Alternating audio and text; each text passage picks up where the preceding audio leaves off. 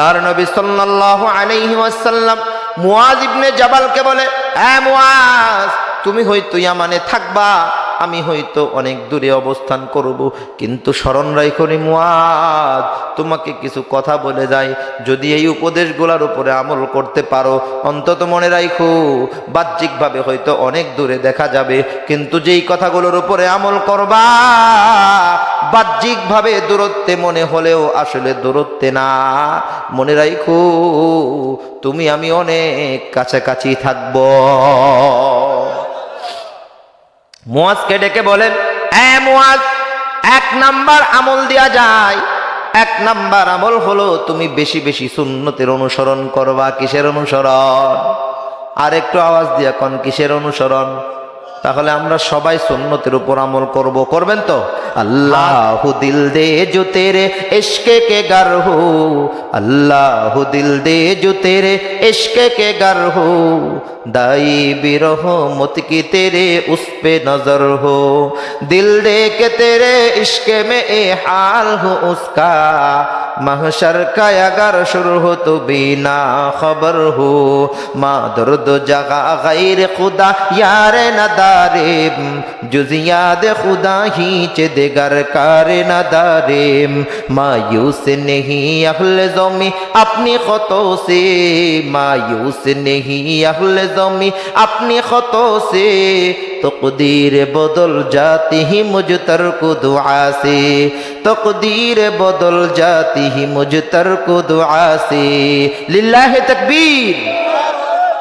এ বন্ধু, উমর রাদিয়াল্লাহু তাআলা আনহু তারে শক্ত করে ধরছে। আবু বকর বলে, আমি আবু বকর। কি কয়? কয় আমি আবু বকর। উমর বলে, কি ব্যাপার, তাহলে তুমি সেই ব্যক্তি যে প্রতিদিন ওই বুড়িমার খেদমত করে করে সোয়াবগুলো নিয়ে চলে যাও, তাহলে তুমি সেই ব্যক্তি?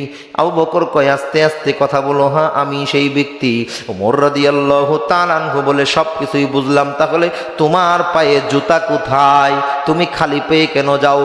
উমর রাদিয়াল্লাহু তাআলা আনহু জিগাইছে। আবু বকর কয়, উমর রে, আমি গভীর রজনীতে উঠা বুড়িমার সেবা করার জন্য যাই, রাস্তা দিয়া যাওয়ার পথে আমার পায়ের যদি একটু আওয়াজ হয়, আশেপাশের মানুষের যদি ঘুম ভেঙে যায়, তাহলে মানুষের বড় কষ্ট হবে, এই কারণে আমি খালি পেয়ে হেঁটে হেঁটে ওই বুড়িমার কাছে যাই। আবু জাহেলের পোলাপান কারা আলেমদেরকে যখন গ্রেফতার করে নিয়ে হাতের ভিতরে ডান্ডা বেরি লাগায় কারাগারের দিকে নিয়ে যায়, গতকালকের মিডিয়ারা দেখো না প্রচার করেছে, অথচ যে সকল মন্ত্রীরা বড় বড় গুন্ডামি করেছে, লুচ্চামি করেছে, এদেরকে গ্রেফতার কইরা ধরে রাখছে, এরা একজন আরেকজনের সাথে পিকআপ ভ্যানে বৈশা গল্প করে। মনে হয় না যে তারা আদালতে যায়, মনে হয় তারা পিকনিকে যায়। এই যে এদেরকে যারা প্রমোট করতেছে, এদেরকে যারা ডান্ডা বেরি ছাড়া রাখছে, আর আলেমদের হাতে যারা ডান্ডা বেরি পড়াইছে, এরা হলো আবু জাহেলের বংশধর। কথা বলেন ঠিক কিনা? তাহলে আবু জাহেল মারা গেছে, কিন্তু আবু জাহেলের সাওয়াল পাওয়াল মরে না। এখনো পর্যন্ত পৃথিবীর জমিনে আবু জাহেলের সাওয়াল পাওয়ালের অভাব নাই, আছে? এখনো পর্যন্ত আবু জাহেলের সাওয়াল পাওয়াল পৃথিবীর জমিনে আছে। এজন্য আমি আপনাদের কাছে বলিয়া যেতে চাই, এজন্য কোনো বেশভূষা লাগবে না। আবু জাহেলকে সবাই চিনত, কিন্তু আল্লাহর কাছে তার কোনো পরিচিতি নাই, আসমানবাসীর কাছে তার কোনো পরিচিতি নাই। কিন্তু একজন হাবশী গোলাম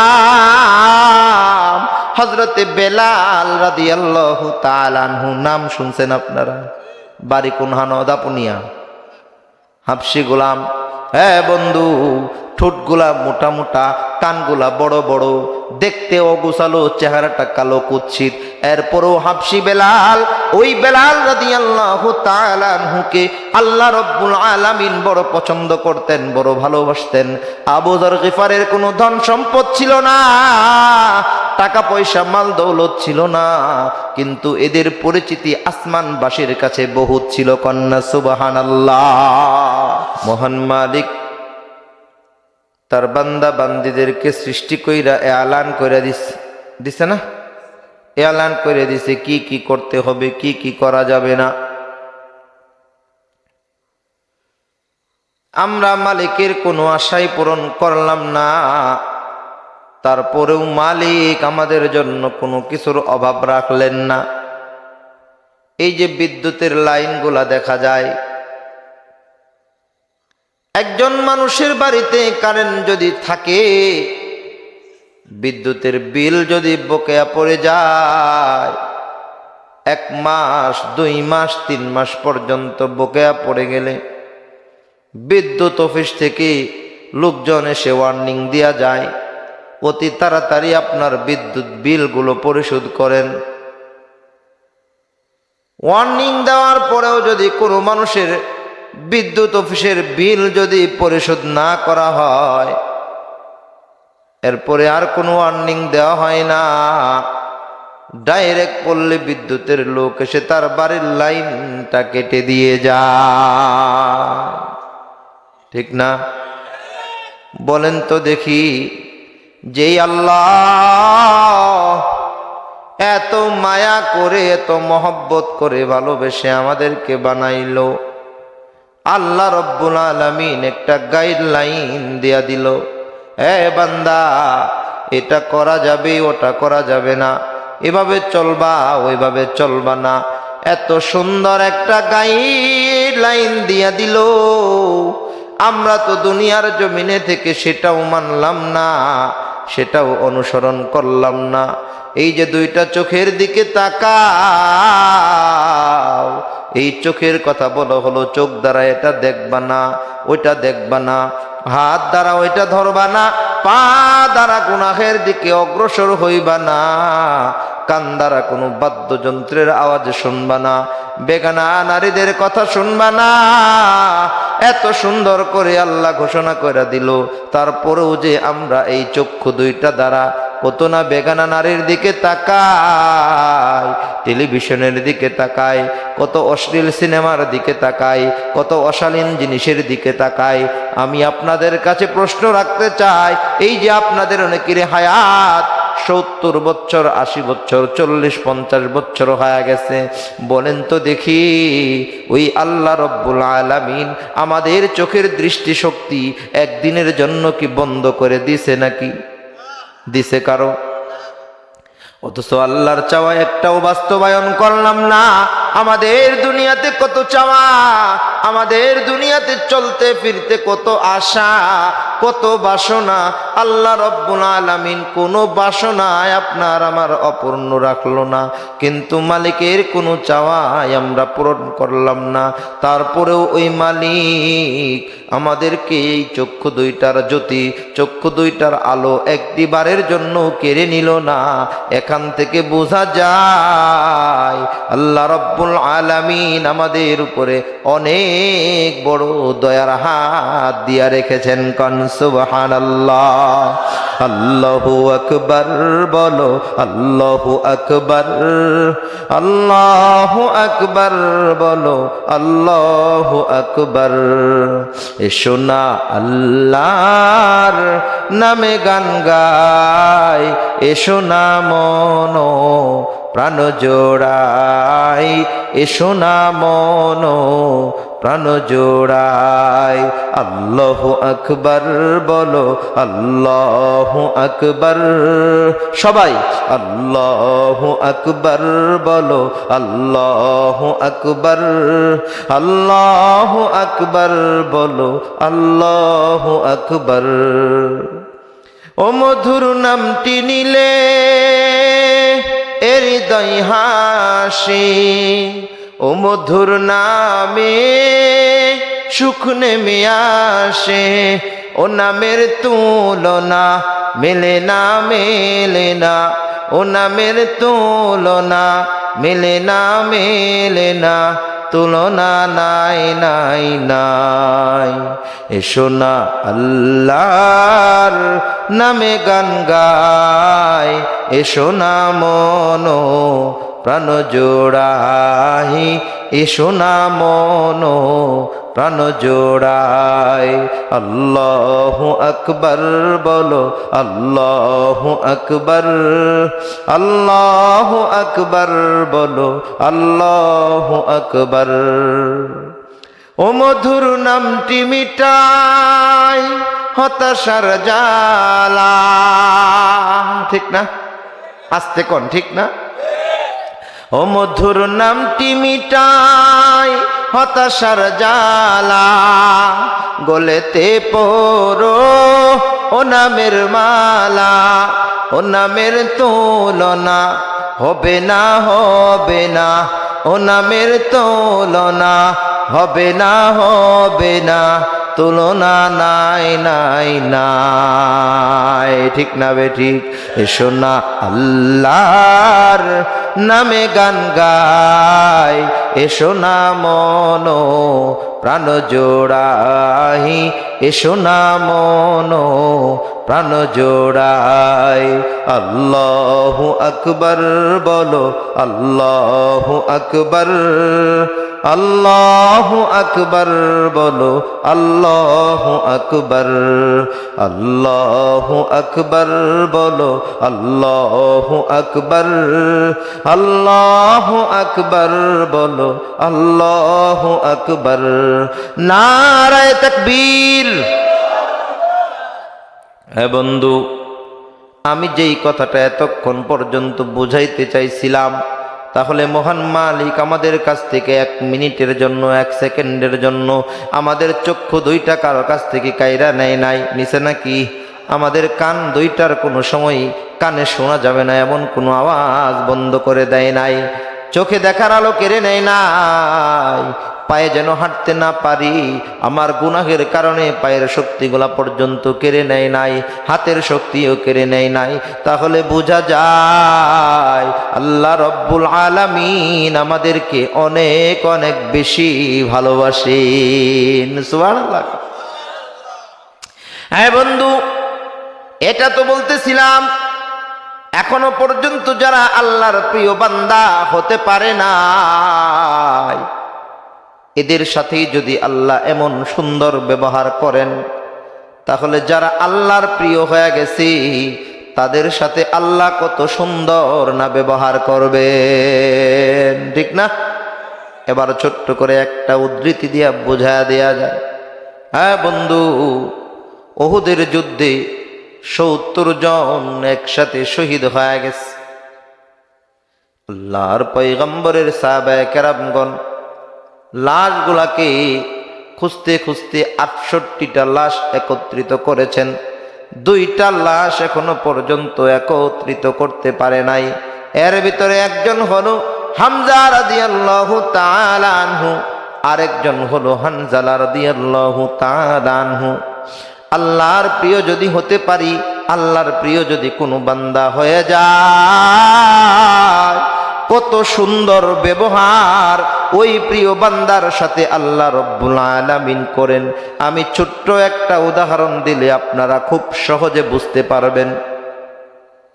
সরকারে দো আলম নবী সাল্লাল্লাহু আলাইহি ওয়াসাল্লাম যুদ্ধের ময়দানে সারিবদ্ধ লাশগুলো পয়গম্বরের সামনে রাখা। সাহাবায়ে কেরামগণ নবীজিকে আয়েশা কয়, ওগো পয়গম্বর, এই কিছু লাশ পাইছি, আরো 2টা লাশ এখনো পর্যন্ত পাই নাই। আল্লাহর পয়গম্বর সাহাবায়ে কেরামদেরকে পাঠায়া দিলেন, তাড়াতাড়ি লাশগুলা তোমরা তালাশ করতে থাকো। হ্যাঁ বন্ধু, তালাশ করতে করতে একজন সাহাবী দৌড় দিয়ে আসে, বলতেছে, ইয়া রাসূলুল্লাহ, ইয়া হাবিবাল্লাহ, আমি এই মাত্র দেখে আসলাম ওই যে অমুক জায়গায় হানজালার লাশটা দেখা যায়। একটু আগেও আমরা অনেকবার সেখান দিয়ে গিয়েছি, একবারও আমরা হানজালার লাশটাকে দেখি নাই, কিন্তু আমি মাত্র দেখে আসলাম হানজালার লাশটাকে দেখা যায়।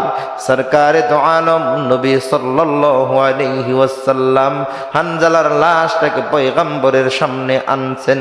এমন সময় আল্লাহর পয়গম্বরের সামনে একজন মহিলা, বোরকা পরিহিতা একজন মহিলা পয়গম্বরের কাছে এসে দাঁড়ায় গেছে। আল্লাহর নবী সাল্লাল্লাহু আলাইহি ওয়াসাল্লাম তাকে চিনে না। মহিলা ডাক দিয়া কয়, ইয়া রাসূলুল্লাহ, ইয়া হাবিবাল্লাহ, আপনি আমাকে চিনছেননি? আল্লাহর নবী বলেন, না, আমি এখনো পর্যন্ত তোমাকে চিনি নাই, কে তুমি? এই মহিলা জবাব দেয়, ইয়া রাসূলুল্লাহ, আপনার মনে আসেনি আপনি আজকে বিকাল বেলা একটা বিবাহ পড়িয়েছিলেন? আল্লাহর নবী কয়, হ্যাঁ হ্যাঁ, আমি তো হানজালার বিবাহ পড়াইছিলাম, আমি তো হানজালার বিবাহ পড়িয়েছিলাম। আমি নিজে হাতে হানজালার বিবাহের ভিতরে খেজুর কুরমা খেজুরগুলা আমি সাহাবায়ে কেরামদের মাঝে ছিটা ছিটা দিয়েছি। কন্যা সুবহানাল্লাহ। আল্লাহর নবী বলেন, আমি তো হানজালার বিবাহ পড়াইছি। এই মহিলা তার হাত দুইটা দেখায় আল্লাহর নবীজিকে বলে, ওগো পয়গম্বর, এই যে আমার হাতের দিকে তাকান, এখনো পর্যন্ত আমার হাতের মেহেদিগুলা শুকাই নাই। ইয়া রাসূলুল্লাহ, আমি হানজালার স্ত্রী, আমার স্বামী হানজালা রাদিয়াল্লাহু তাআলা আনহু রাত্রিবেলা 2টার সময় তিনি ঘর থেকে বেরিয়ে গেছে যুদ্ধের ময়দানে, যুদ্ধের জন্য অংশগ্রহণ করার জন্য। আমি নতুন স্ত্রী, আমি নবদম্পতি। ইয়া রাসূলুল্লাহ, আমার স্বামী ঘর থেকে বেরিয়ে যাওয়ার সময় আমার কপালে একটা চুম্বন করে গেছে, আমাকে শুধু 2টা কথা বলে গেছে, প্রাণের স্ত্রী গো, যদি বেঁচে থাকি তাহলে দেখা হবে দুনিয়ায়, আর যদি শহীদ হয়ে যায় তাহলে দেখা হবে জান্নাতে। সুবহানাল্লাহ কোন। কোথায় দেখা হবে? জান্নাতে দেখা হবে। এই কথা বইলা সরকারে দো আলম নবী সাল্লাল্লাহু আলাইহি ওয়াসাল্লামের কাছে মহিলা এইভাবে বলতেছে, ইয়া রাসূলুল্লাহ, আমার সাথে দেখা হবে জান্নাতে। এই কথা বইলা আমার প্রাণের স্বামী যখন চলিয়া যায়, আমার কপালে একটা চুম্বন করে চলে যায়। ইয়া রাসূলুল্লাহ, লজ্জার খাতিরে আমি আপনার সাহাবী আমার স্বামীকে এই কথা, তার যে গোসল ফরজ হয়েছে গোসলের কথা বলতে পারি নাই। ইয়া রাসূলুল্লাহ, আপনার কাছে আমার অনুরোধ, আপনার কাছে আমি জানাইতে আসছি, যারা শহীদ হয় তাদেরকে তো গোসল দেওয়ানো হয় না। ইয়া রাসূলুল্লাহ, আমি জানাইতে আসছি, আমার স্বামীটা যদি শহীদ হয়ে যায় তাহলে আমার স্বামীকে আপনি গোসল দেওয়া দাফন করবে। সরকারে দো আলম নবী সাল্লাল্লাহু আলাইহি ওয়াসাল্লাম সম্মতি প্রকাশ করেছেন। এমন সময় জিব্রাইল আলাইহিস সালাতু ওয়াস সালাম এসে হাজির হয়ে গেছে। আরো আস্তে কোন সুবহানাল্লাহ। হ্যাঁ বন্ধু, খারাপ লাগতেছে নি? খারাপ লাগতেছে। আল্লাহর নবীজির কাছে জিব্রাইল আলাইহিস সালাতু ওয়াস সালাম এসে হাজির হয়ে গেছে। আয়েশা, ইয়া রাসূলুল্লাহ, ডাক দিয়া কয়, ইয়া রাসূলুল্লাহ, ইয়া হাবিবাল্লাহ, আপনার সাহাবী হানজালা শহীদ হয়ে গেছে। আল্লাহ রাব্বুল আলামিন আমার বাহিনীকে ডাক দিছে, আমার বাহিনীকে আদেশ করেছে আমরা যেন তার লাশটাকে 3য় আসমানে নিয়ে যাই। আল্লাহর নবীকে বলেন, ইয়া রাসূলুল্লাহ, আপনার সাহাবী হানজালার লাশটা আমার বাহিনীরা 3য় আসমানে নিয়ে গেছে। 3য় আসমানে নিয়া জান্নাতের পানি দ্বারা, জমজমের পানি দ্বারা তার লাশটাকে গোসল দেওয়াইছে। কন্যা সুবহানাল্লাহ। ওই যে তার গায়ে সাদা পোশাক পরিহিতা, সাদা পোশাকের যে কাপড়টা দেখতে পাচ্ছেন, এই কাপড়টা হলো জান্নাতি কাপড়। ইয়া রাসূলুল্লাহ, ইয়া হাবিবাল্লাহ, আমার বাহিনীরা, আমার বাহিনীর ফেরেশতারা তাকে জান্নাতের এই কাপড় দ্বারা তাকে আবৃত করেছে, কাপড় পরাইছে। ইয়া রাসূলুল্লাহ, আপনি ওই যে মাথার দিকে তাকায়া তাকায়া দেখেন, তার মাথার থেকে চুয়ে চুয়ে পানি পড়তেছে, ফোটায় ফোটায় পানি পড়তেছে। ইয়া রাসূলুল্লাহ, কেবলমাত্র তাকে গোসল করানো হয়েছে। এই যে তার শরীর থেকে যে ঘ্রাণ আসছে, যে সুঘ্রাণ আসতেছে, ইয়া রাসূলুল্লাহ, এই ঘ্রাণটা অন্য কোনো ঘ্রাণ না, এটা হলো জান্নাতের সব থেকে প্রিয় একটা ঘ্রাণ, মিশকে আম্বরের ঘ্রাণ আসতেছে। সুবহানাল্লাহ। এখান থেকে আমি যেই কথাটা বুঝাইতে চাই, যারা আল্লাহর প্রিয় হয়ে যায়, যারা আল্লাহর পছন্দনীয় হয়ে যায়, তাদের সাথে আল্লাহ রব্বুল আলামিন কত সুন্দর ব্যবহার করে। সুবহানাল্লাহ। গোসলের দরকার জানেন কে? কথা কন না। গোসল করাইছেনি? কে করাইছে? কিসের পানি দ্বারা? জমজমের পানি দ্বারা। মা ও জমজমা, সুবহানাল্লাহি ওয়া বিহামদিহি। এজন্য আল্লাহর প্রিয় না হওয়া চাই। আপনারা কি কোন? তাহলে আল্লাহর প্রিয় হওয়া চাই না? আপনারা কি বলেন? আল্লাহর প্রিয় হতে চাই। মুআজ্জাজ হাজিরিন, আমি একখানা আয়াতে কারিমা পড়েছিলাম, কুল ইন কুনতুম তুহিব্বুনাল্লাহ। কেবল ওয়াজ শুরু করছি, বুঝছেন? কুল ইন কুনতুম তুহিব্বুনাল্লাহ ফাত্তাবিউনি ইউহিব্বুকুমুল্লাহ। আল্লাহ রাব্বুল আলামিন তার পয়গম্বরকে জানায় দেন, ওগো পয়গম্বর, আপনি আপনার উম্মতদেরকে জানায় দেন, ইন কুনতুম তুহিব্বুনাল্লাহ, তারা যদি আমি আল্লাহকে ভালোবাসতে চাই। কাকে বলেন? কাকে? আবার বলেন। তারা যদি আমি আল্লাহকে ভালোবাসতে চাই, ফাত্তাবিউনি, তারা যেন আপনি রাসূলকে অনুসরণ করে। কাকে? কাকে অনুসরণ করা? রাসূলকে অনুসরণ করে। ফাত্তাবিউনি ইউহিব্বুকুমুল্লাহ, যদি রাসূলের ইতাআত করা হয়, রাসূলের অনুসরণ করা হয়, তাহলে আল্লাহর ভালোবাসা পাওয়া যায়। সুবহানাল্লাহ কইতে তো বাড়ির যায় কইবেন। মুআজ্জাজ হাজিরিন, তাহলে এদিক দিয়ে আল্লাহ রাব্বুল আলামিন নবীজিকে বলতে বললেন, আর ওই দিক দিয়ে আল্লাহর পয়গম্বর সাল্লাল্লাহু আলাইহি ওয়াসাল্লাম হাদিসে বর্ণনা করেন, قال النبي صلى الله عليه وسلم قال النبي صلى الله عليه وسلم من أحب سنتي فقد أحبني ومن أحبني كان معي في الجنة। সরকারে দো আলম নবী সাল্লাল্লাহু আলাইহি ওয়াসাল্লাম বলেন, যে ব্যক্তি আমাকে মহব্বত করতে চায়, যে ব্যক্তি আমাকে ভালোবাসতে চায়, সে যেন আমার সুন্নতের অনুসরণ করে। কিসের? যে ব্যক্তি আল্লাহর নবীজিকে ভালোবাসতে চায়, সে যেন আল্লাহর নবীজির সুন্নতকে ভালোবাসে। আল্লাহর নবী সাল্লাল্লাহু আলাইহি ওয়াসাল্লাম জানায়া দেয়, ওয়ামান আহাব্বানি, আর যে ব্যক্তি আমার সুন্নতকে মহব্বত করে, সে আমাকে মহব্বত করলো। আর যে আমাকে মহব্বত করলো, কানা মাই ফিল জান্নাহ, সুবহানাল্লাহ, ওই ব্যক্তিটা আমার সাথে জান্নাতে থাকবে। তাহলে আল্লাহর নবীজির সুন্নতকে যদি মহব্বত করতে পারি, আল্লাহর নবীজিকে মহব্বত করা হবে। আর আল্লাহর নবীজিকে যদি মহব্বত করতে পারি, তাহলে আমার আপনার ঠিকানা কোথায় হবে? কোথায়? তাহলে বলেন দেখি, আমাদের পুরা জিন্দেগিটার ভিতরে রাসূলের সুন্নত ফিট করার মতো আছে কিনা? কথা কন। চুল কাটা সুন্নত নবীর আছে কিনা? কথা বলেন। পোশাক কিভাবে পরতে হবে নবীজির সুন্নত মোতাবেক আছে কিনা? আমরা কি আমাদের পোশাক নবীজির সুন্নত মতে পরি? আমাদের ছেলেরা চুল কাটে, নেইমারের স্টাইলে চুল কাটে। আমাদের সন্তানেরা মেসির স্টাইলে চুল কাটে। আমাদের সন্তানেরা একজন খ্রিস্টান খেলোয়াড়ের চুল কাটার স্টাইলে চুল কাটে। বলেন তো দেখি, পৃথিবীর জমিনে আল্লাহর নবীজির চেয়ে আর কোনো মডেল কি পৃথিবীর জমিনে আছে নাকি? যদি কেউ নিজেরই এমন দাবি করে, আর অথবা কোনো সন্তান যদি নবীজির সুন্নতকে ডিঙ্গায়া খ্রিস্টানদের অনুকরণ করে, আর তার সে যদি নিজেকে যদি নবীজির উম্মত দাবি করে, তাহলে কেমনে সম্ভব? হে নবীজির উম্মতেরা, নবীজির উম্মত দাবি করতে চাইলে নবীজির সুন্নত মানতে হবে।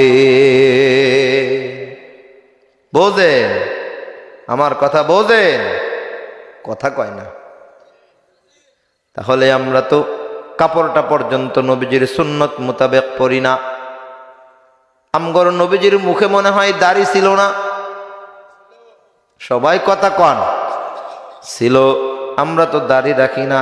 আমাদের নবী যে কোনোদিন কোনো মানুষকে মিথ্যা বলেছে? আমরা তো মিথ্যা কথা বলি। আমাদের নবী যে কোনোদিন কারো গীবত করেছে? আমরা তো গীবত করি। আমাদের নবীজি কোনোদিন কারো টাকা পয়সা জমি জমা আত্মসাৎ করেছে? অন্যের জমির আইল কাইটা নিছে, আমরা যে নেই। হাইরে হাজি সাহেব হজ করে আসছি, তারপরেও অন্যের জমির আইল না কাটলে আমার ভাল লাগে না। তসবি একটা লইয়া এমনে টানে অমনে টানে। মুরব্বীরে জিজ্ঞাসা করবেন, মুরব্বী তসবি টানার সময় কি কন? মুরব্বী কয়, কাড্ডা মাইরা কাড্ডা খামু, কাড্ডা দইরা কাড্ডা খামু। কথা বোঝেন? রাগ করলে আমার করার কিছু নাই, তাই চলতেছে সমাজে। আমি বহুত কিছু করছি, দাড়ি টুপি জুব্বা টুব্বা লাগাইয়া অন্যের জমিন হুমানে বুক করে খাইতেছি। মুহতারাম দোস্ত বুজুর্গ, এই বেশভূষার কোনো দাম নাই। যদি প্রকৃত সুন্নাতে রাসূল না হতে পারি, যদি প্রকৃত আল্লাহ রব্বুল আলামিনের বান্দা না হতে পারি, আমার লেবাস কোনো কাজে আসবে না, আমার পোশাক কোনো কাজে আসবে না, আমার বড়ত্ব, আমার অহমিকা কোনো কাজে আসবে না।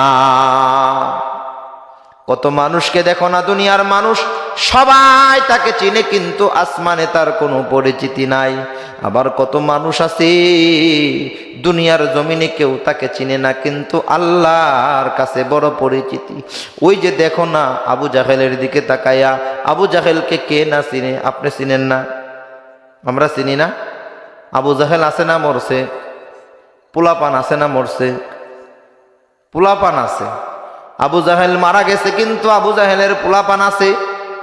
বুঝেন নাই? আবু জাহেলের পোলাপান আছে। ওই যে দেখো না আবু জাহেলের পোলাপান কারা? আবু জাহেলের পোলাপান কারা? আলেমদেরকে যখন গ্রেফতার করে নিয়ে হাতের ভিতরে ডান্ডা বেরি লাগায় কারাগারের দিকে নিয়ে যায়। গতকালকের মিডিয়ারা দেখো না প্রচার করেছে। অথচ যে সকল মন্ত্রীরা বড় বড় গুন্ডামি করেছে, লুচ্চামি করেছে, এদেরকে গ্রেফতার কইরা ধরে রাখছে। এরা একজন আরেকজনের সাথে পিকআপ ভ্যানে বৈশা গল্প করে। মনে হয় না যে তারা আদালতে যায়, মনে হয় তারা পিকনিকে যায়। এই যে এদেরকে যারা প্রমোট করতেছে, এদেরকে যারা ডান্ডা বেরি ছাড়া রাখছে, আর আলেমদের হাতে যারা ডান্ডা বেরি পড়াইছে, এরা হলো আবু জাহেলের বংশধর। কথা বলেন ঠিক কিনা? তাহলে আবু জাহেল মারা গেছে, কিন্তু আবু জাহেলের সাওয়াল পাওয়াল মরে না। এখনো পর্যন্ত পৃথিবীর জমিনে আবু জাহেলের সাওয়াল পাওয়ালের অভাব নাই। আছে? এখনো পর্যন্ত আবু জাহেলের সাওয়াল পাওয়াল পৃথিবীর জমিনে আছে। এজন্য আমি আপনাদের কাছে বলিয়া যেতে চাই, এজন্য কোনো বেশভূষা লাগবে না। আবু জাহেলকে সবাই চিনত, কিন্তু আল্লাহর কাছে তার কোনো পরিচিতি নাই, আসমানবাসীর কাছে তার কোনো পরিচিতি নাই। কিন্তু একজন হাবশী গোলাম হযরতে বেলাল রাদিয়াল্লাহু তাআলা আনহু, নাম শুনছেন আপনারা? বাড়ি কোন? দাপুনিয়া। হাবশী গোলাম। হ্যাঁ বন্ধু, ঠোঁটগুলা মোটা মোটা, কানগুলা বড় বড়, দেখতে অগোছালো, চেহারাটা কালো কুৎসিত। এরপরও হাবশী বেলাল, ওই বেলাল রাদিয়াল্লাহু তাআলা আনহুকে আল্লাহ রব্বুল আলামিন বড় পছন্দ করতেন, বড় ভালোবাসতেন। আবু যর গিফারের কোনো ধন সম্পদ ছিল না, টাকা পয়সা মাল দৌলত ছিল না, কিন্তু এদের পরিচিতি আসমানবাসীর কাছে বহুত ছিল। কন্যা সুবহানাল্লাহ। এজন্য একজন বলেন, কাম মিন মাশহুরিন ফিল আরদ গায়রু মাশহুরিন ফিস সামা। পৃথিবীতে এমন কিছু মানুষ আছে যাদেরকে পৃথিবীর মানুষ সবাই চিনে, কিন্তু আসমানবাসীর কাছে তার কোনো পরিচিতি নাই। আবার পৃথিবীতে এমন কিছু মানুষ আছে যাদের দুনিয়ার কেউ তাকে চিনে না, কিন্তু আসমানবাসীর কাছে তার বড় পরিচিতি। সুবহানাল্লাহ কন্যা।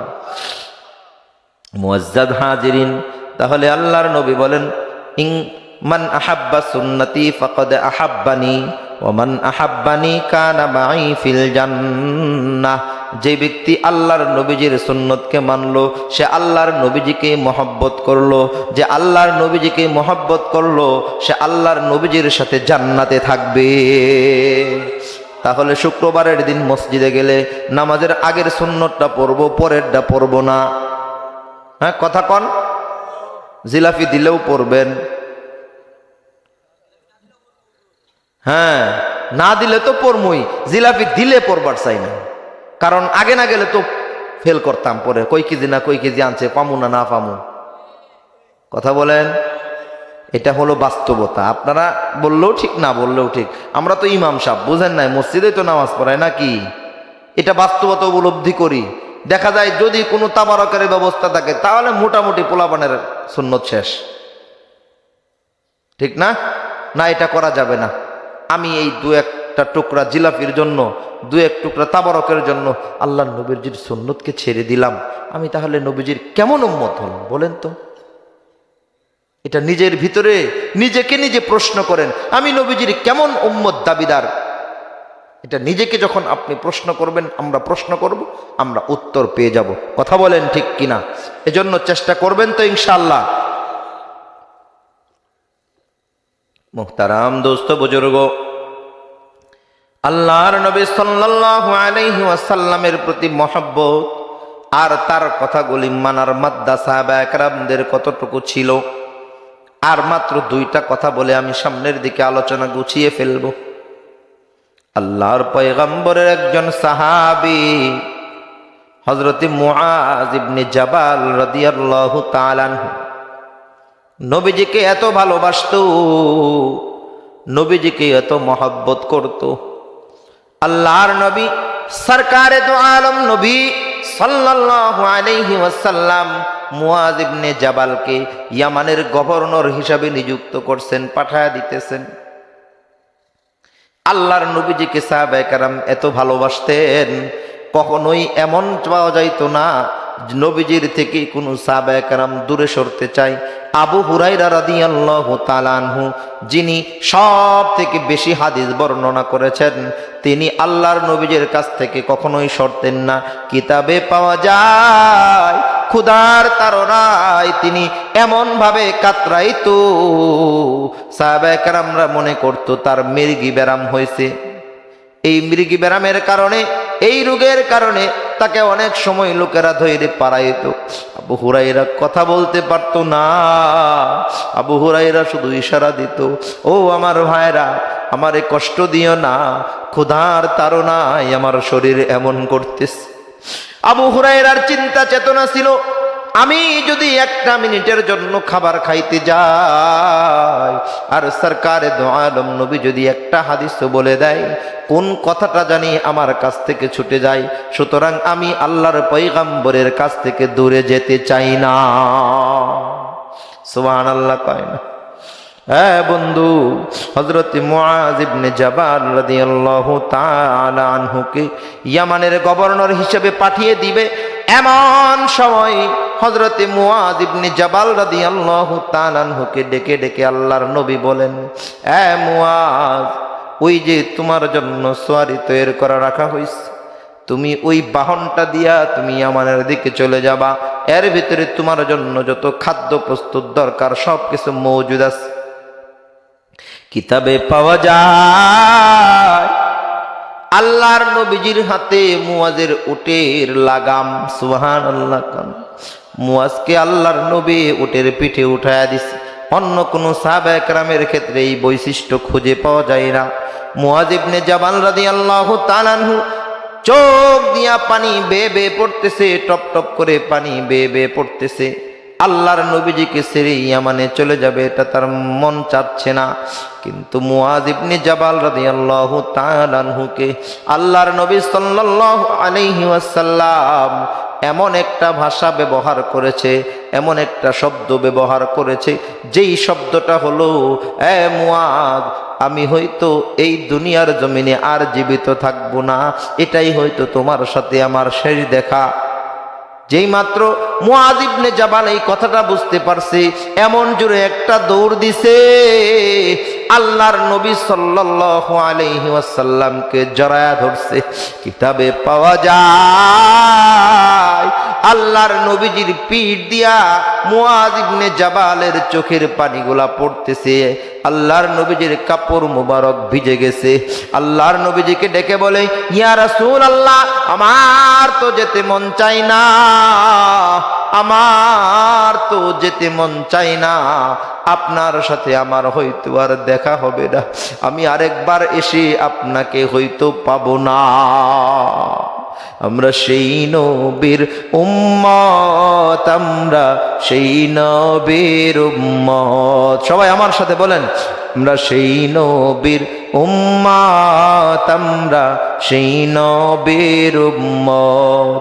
যার কারণে মহান আল্লাহ বানাইলেন জগৎ, আমরা সেই নবীর উম্মত, আমরা সেই নবীর উম্মত, আমরা সেই নবীর উম্মত।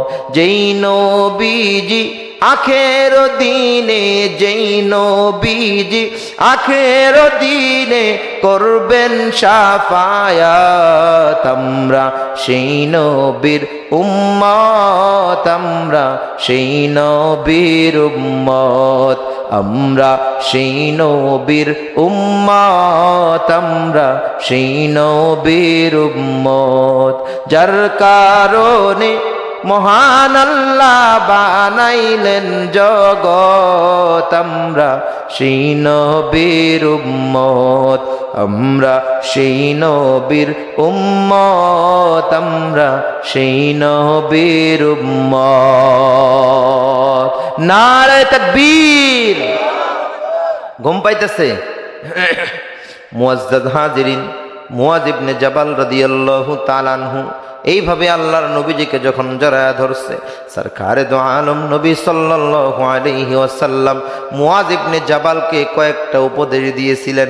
আমি সবগুলা বলতে পারবো না, অন্তত 2টা বা 3টা উপদেশ আমি আপনাদের সামনে বলতে চাই। আমি মনে করব এটা হলো আপনাদের খোরাক। এটা কি আপনাদের খোরাক? খোরাক বুঝেন? আমার আলোচনার গুটি থেকে একটা অংশ এটা, এটা আপনারা খোরাক হিসেবে নেবেন। মুআজ্জাজ হাজিরিন, আল্লাহর নবী সাল্লাল্লাহু আলাইহি ওয়াসাল্লাম মুআজ ইবনে জাবালকে বলে, এ মুআজ, তুমি হয়তো ইয়ামানে থাকবা, আমি হয়তো অনেক দূরে অবস্থান করব, কিন্তু স্মরণ রাখো রে মুআজ, তোমাকে কিছু কথা বলে যাই, যদি এই উপদেশগুলোর উপরে আমল করতে পারো, অন্তত মনে রাখো বাহ্যিকভাবে হয়তো অনেক দূরে দেখা যাবে, কিন্তু যেই কথাগুলোর উপরে আমল করবা বাহ্যিকভাবে দূরত্বে মনে হলেও আসলে দূরত্বে না। মনে রাখো তুমি আমি অনেক কাছাকাছি থাকবো। মুআজকে ডেকে বলেন, এ মুআজ, 1 নাম্বার আমল দেয়া যায়।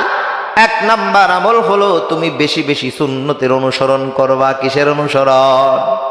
আর একটু আওয়াজ দিয়া কোন কিসের অনুসরণ? তাহলে আমরা সবাই সুন্নতের উপর আমল করব। করবেন তো? হাত 2টা তুইলা আল্লাহরে কোন, আল্লাহ আমরা সুন্নতের উপর আমল করতে চাই। আল্লাহ আমাদের এই হাতকে কবুল করে নেন। আরো আস্তে কোন আমিন। আল্লাহ আমাদের অতীতকে মাফ করে দেন। আয় আল্লাহ আমাদের বর্তমানকে কবুল করে নেন। আল্লাহ আমাদের ভবিষ্যৎকে আলোকময় করে দেন। আয় আল্লাহ সকল প্রকার অকল্যাণ থেকে আপনি হেফাজত করেন। হাত নামান।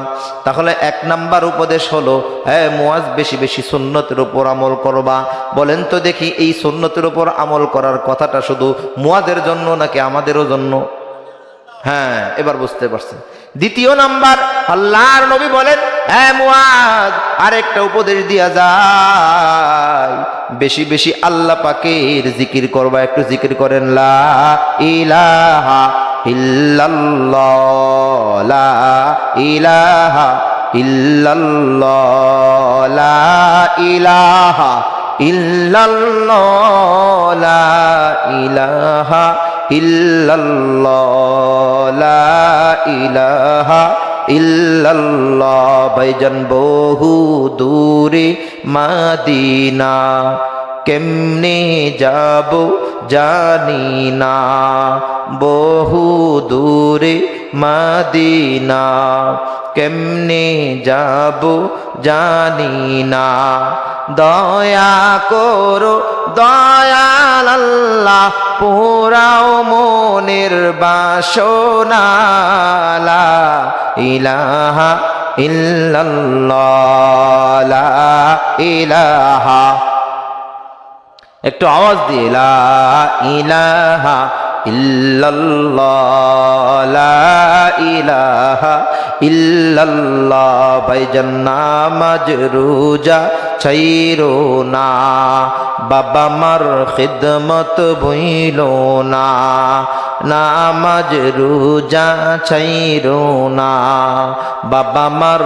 খিদমত ভুইলো না আল্লাহ পাকের জিকির ছাড়া বান্দা তোমরা চইলো না লা ইলাহা ইল্লাল্লাহ লা ইলাহা ইল্লাল্লাহ লা ইলাহা ইল্লাল্লাহ লা ইলাহা লা ইলাহা ইল্লাল্লাহ লা ইলাহা ইল্লাল্লাহ মুহাম্মাদুর রাসূলুল্লাহ সাল্লাল্লাহু তাআলা আলাইহি ওয়াসাল্লাম। 2 নাম্বার উপদেশ আল্লাহ পাকের জিকির করবা। 3 নাম্বার উপদেশ দিয়া যায় এ মুআজ কোরআনে আল্লাহ রাব্বুল আলামিন বর্ণনা করেন ইন্নাস সালাতা কানাত আলাল মুমিনিনা কিতাবাম মাওকুতা। মুআজকে আল্লাহর নবী জানায়া দেয় এ মুআজ সময় মতো নামাজ আদায় করবা, সময় মতো নামাজ আদায় করবা। এই কথাটা মুআজের জন্যই শুধু না, আমাদেরও জন্য। এবার বুঝতেছেন আমাদেরও জন্য তো নামাজ আদায় করা লাগবে। আমরা নামাজ জমিনে কাজ করার জন্য জমিনে গেছি, কাদা মাটির মধ্যে কাজ করতেছি, জোহরের নামাজের আজান হয়ে গেছে। এবার কি করবেন? বাড়িতে পড়বেন। বাড়িতে আইলে তো কাজ শেষ হবে না, এখন কি করবেন? নামাজ বাদ দিবেন? নামাজও বাদ দেওয়া যাবে না। আপনার যদি ওযু না থাকে আশেপাশে দেখবেন মেশিন চলে কিনা, আশেপাশে দেখবেন মোটরও চলে কিনা। ওই মোটর পারে গিয়া সুন্দর করে হাত মুখ ধুইবেন, ওযু করবেন। ওযুটা কইরা পবিত্র একটা জায়গা দেখা আইল আছে বা বাতর আছে, বাতরে দাঁড়াইয়া অন্তত ফরজ নামাজটা আদায় করে কাজটা শেষ করে বাড়িতে চলে আসবেন। পারবেন তো? কথা কন, পারবেন তো?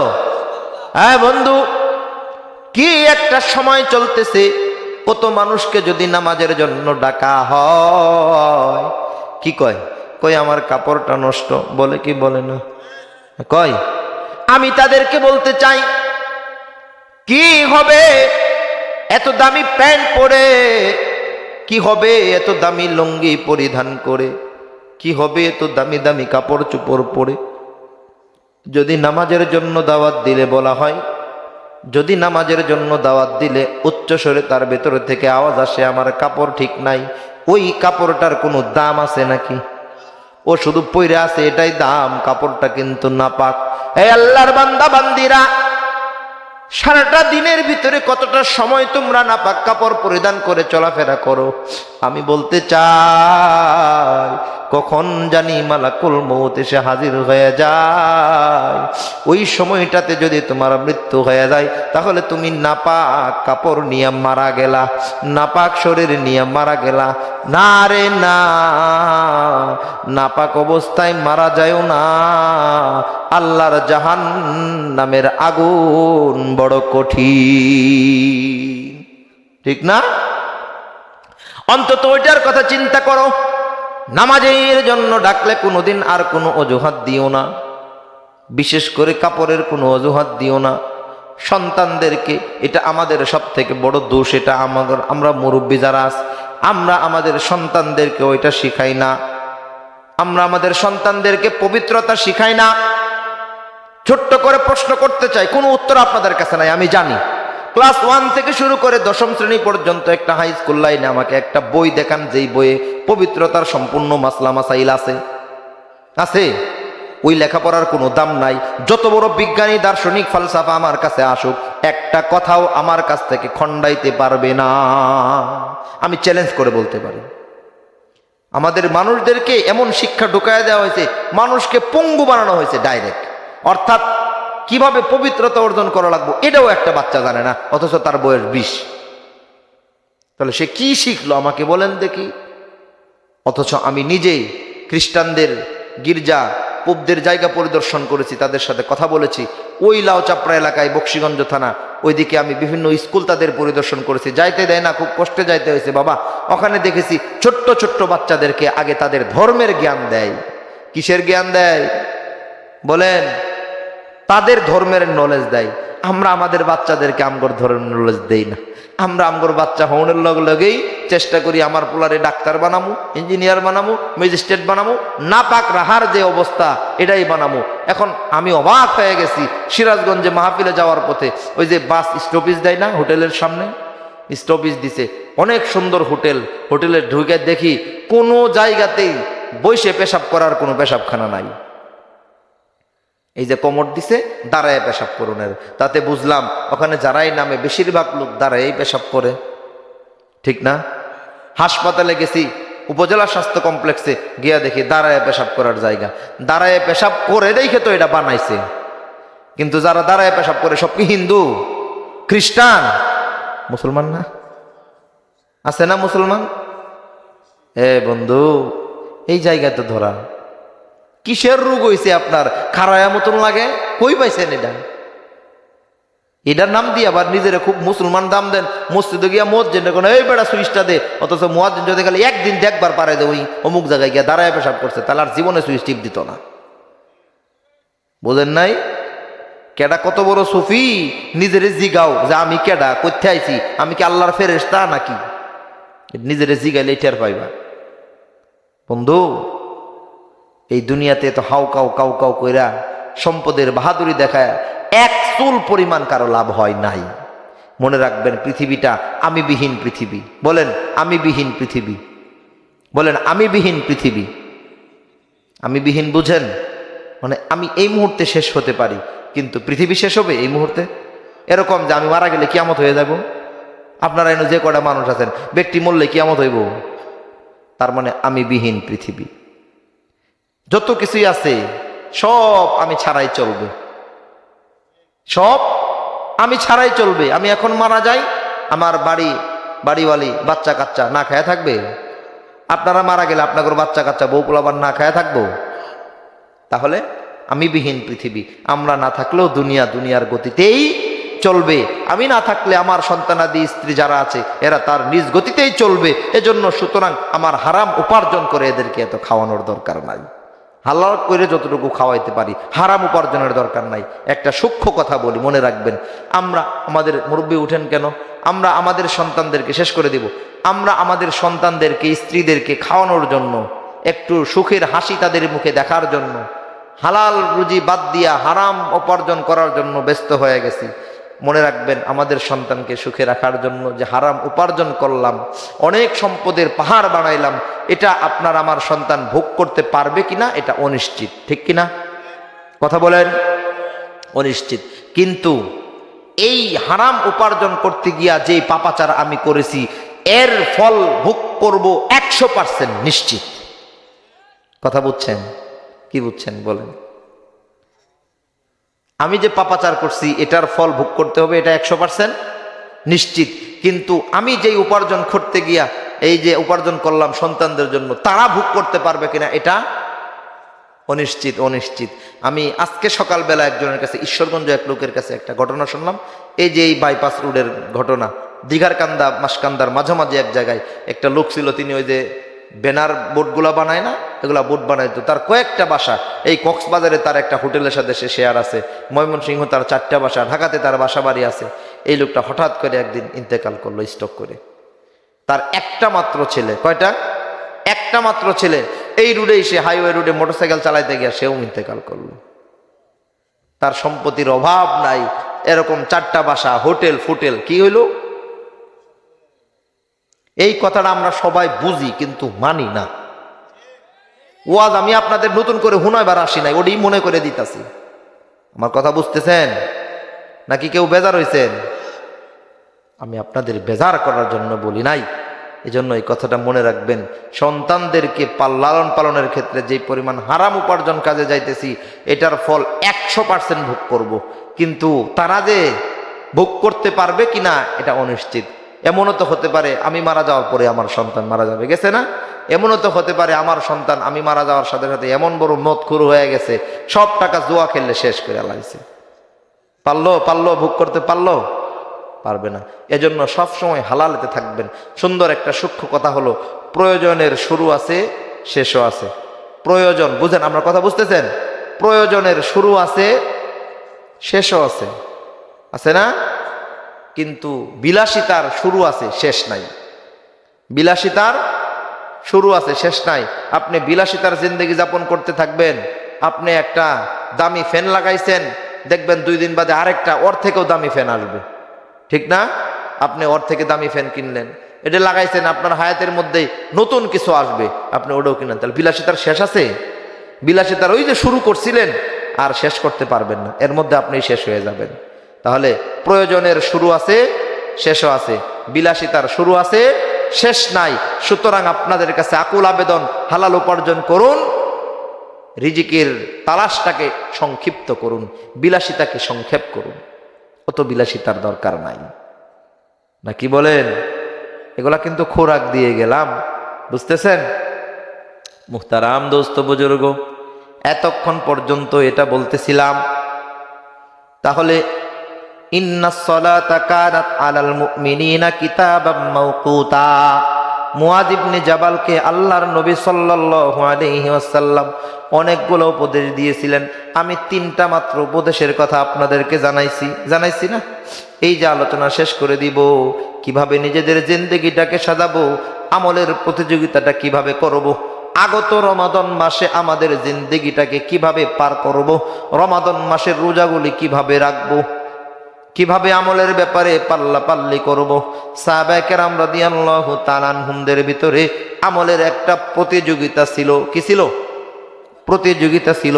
অথচ আল্লাহর নবী সাল্লাল্লাহু আলাইহি ওয়াসাল্লাম বলেছেন, আবু বকর ফিল জান্নাহ, ওমর ফিল জান্নাহ, উসমান ফিল জান্নাহ, আব্দুর রহমান ইবনে আউফ ফিল জান্নাহ। এভাবে আল্লাহর নবী সাল্লাল্লাহু আলাইহি ওয়াসাল্লাম 10 জন সাহাবীর ব্যাপারে সার্টিফিকেট দিয়ে গেছেন, এই লোকগুলা জান্নাতি। কি বলেন নাকি? জান্নাতি। তারপরেও তাদের আমলের লাইনে প্রতিযোগিতা কেমন ছিল? আল্লাহর নবী সাল্লাল্লাহু আলাইহি ওয়াসাল্লামের ইন্তেকালের সময় আবু বকর সিদ্দিক রাদিয়াল্লাহু তাআলা আনহুকে একটা নোটিশ দেয়া গেছেন, একটা লিস্ট দেয়া গেছে। এই লিস্টের ভিতরে লেখা আছে কোন মানুষটা গরিব, কোন মানুষটা একেবারে অসহায়, চলাচলের মতো তার অবস্থা নাই, ওই লোককে আরেকজন খাদেম নিয়োগ করে রেখে গেছেন। বুঝতেছেন? মানে একজন লোক বৃদ্ধ বা বৃদ্ধা, তার চলাচলের জন্য একজন খাদেম দরকার আছে না? ওজুর পানি দেওয়ার তার কেউ নাই, এরকম অসহায় লোকদেরকে আল্লাহর নবী কি করছে? তিনি ইন্তেকালের আগেই মানে এরকম লোকদের জন্য একটা করে লোক ফিট করে রেখে গেছে। সুবহানাল্লাহ কোন?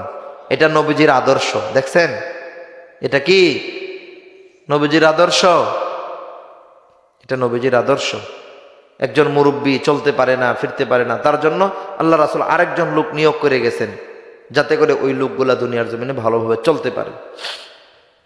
যেই লিস্টিটা আল্লাহর নবী সাল্লাল্লাহু আলাইহি ওয়াসাল্লাম আবু বকর রাদিয়াল্লাহু তাআলা আনহুর কাছে দিছে, এই লিস্টের ভিতরে সবার সাথে একজন একজন করে জোড়া বেঁধে দেওয়া আছে। নিচে একজন বৃদ্ধা মহিলার নাম, তার নামের সাথে আর কোনো জোড়া এখনো পর্যন্ত দেয় নাই, খাদেম দেয় নাই। আবু বকর রাদিয়াল্লাহু তাআলা আনহু লিস্টটা দেখতেছেন। আবু বকর রাদিয়াল্লাহু তাআলা আনহু লিস্টটা যখন মেলাইছে, উমর রাদিয়াল্লাহু তাআলা আনহু আয়েশা বলতেছেন, এটা কিসের লিস্ট? আবু বকর উমরকে দেখবার দিস। উমর রাদিয়াল্লাহু তাআলা আনহু লিস্টটা দেখছে। সুবহানাল্লাহ কন্যা।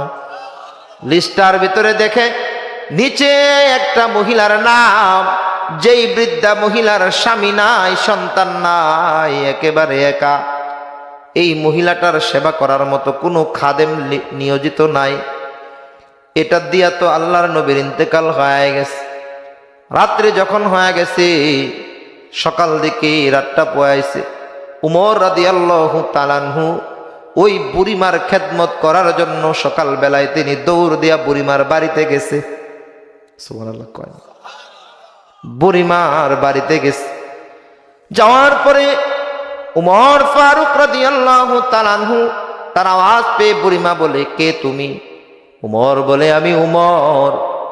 বলে, কেন আসছো? কয়, আপনার সেবা করার জন্য আসছি, আপনার ঘর দুয়ার ঝাড়ু দেওয়ার জন্য আসছি, আপনাকে ওযুর পানি দেওয়ার জন্য আসছি, যায় নামাজটা বিছিয়ে দেওয়ার জন্য আসছি।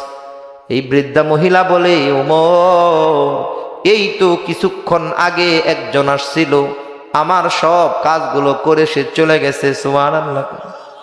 উমর রাদিয়াল্লাহু তাআলা আনহু চিন্তা করে, হাই রে, এ তো সকালবেলা এলাম, বুড়িমার একটু সেবা করব, একটু সওয়াব হাসিল করব, এসে দেখি কে যেন এই সওয়াবগুলো নিয়ে চলে গেছে।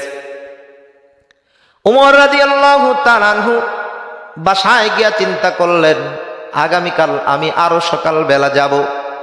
পরদিন তিনি আরো আগে চলে গেছে। এবার গিয়া বুড়িমাকে যখন ডাক দিছে, বুড়িমা কয়, কে? কয়, উমর।